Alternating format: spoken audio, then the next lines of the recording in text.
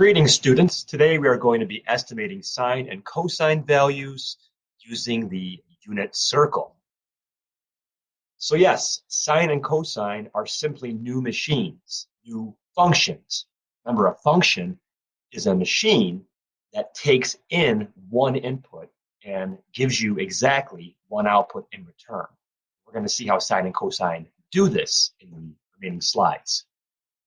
So we're going to have to use the unit circle to do all these estimations. And as you can see, the unit circle is just this regular circle centered at the origin with a radius of 1.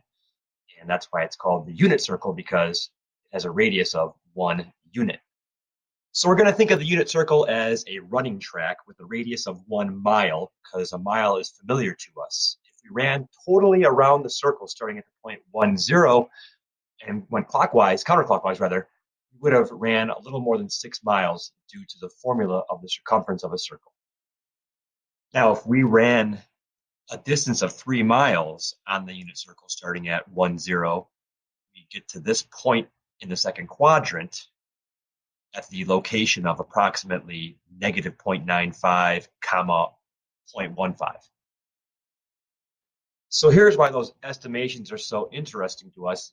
It's because of the sine and the cosine are the x and y coordinates, well, y and x coordinates, respectively, that you arrive at after traveling a distance of t units on that unit circle.